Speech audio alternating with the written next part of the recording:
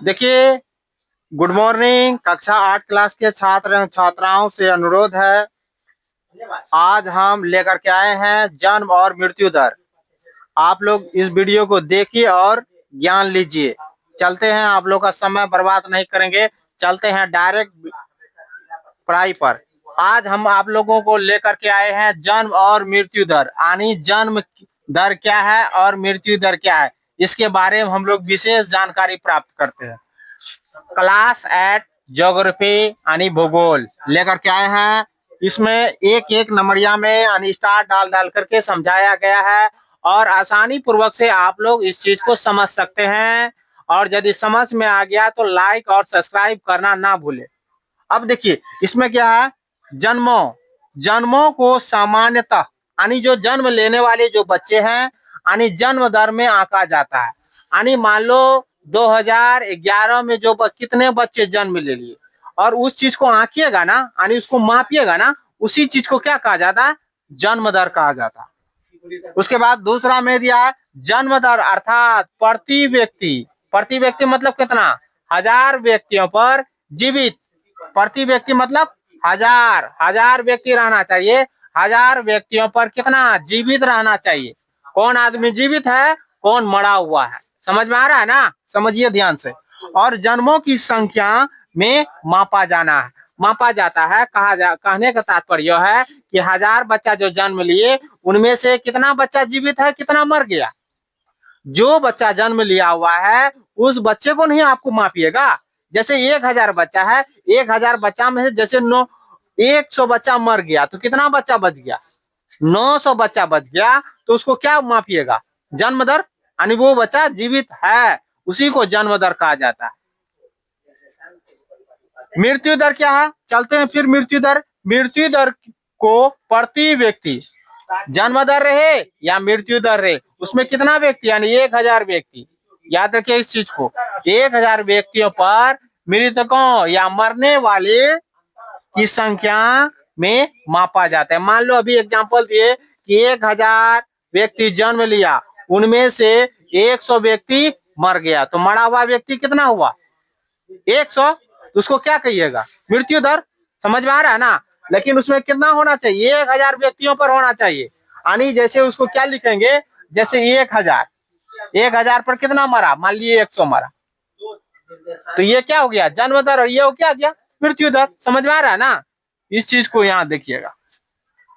अब चलते हैं प्रवास क्या है, ये भी ध्यान से समझिए। प्रवास, मान लो कभी कभी नॉर्मली भाषा में कहा जाता है, गांव घर में किसी महिलाओं या किसी लड़कियों का शादी हो जाता है एक गांव से दूसरे गांव में, उस अवस्था को भी प्रवास कहा जाता है। कभी कभी देखेंगे, अब आप लोग 11th 12th क्लास में जाइएगा तो वहां डिटेल रूप से बताया जाएगा कि प्रवास क्या है। अभी छोटे से ही शब्दों में बताया जा रहा है कि प्रवास क्या है, सिंपली भाषा में आप लोग समझिए।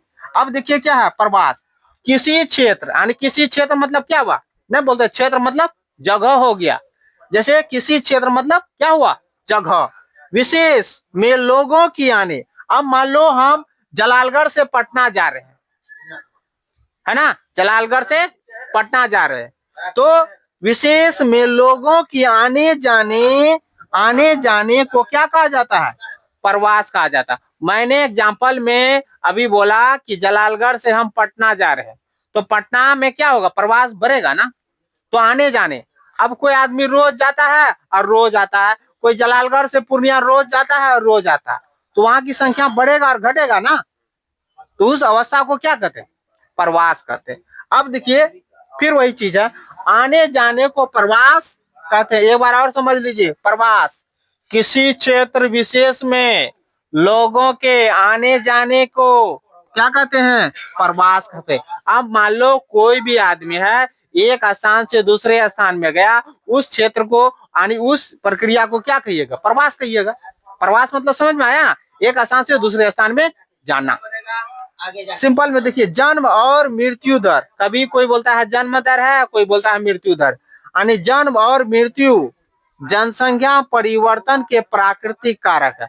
अब मान लो कि जन्म लिया और मृत्यु, पहले प्राचीन काल में बच्चे सब किसी को देखते हैं 6 7 8 9 10 होते थे, लेकिन वर्तमान समय में देख रहे हैं हम और हमारे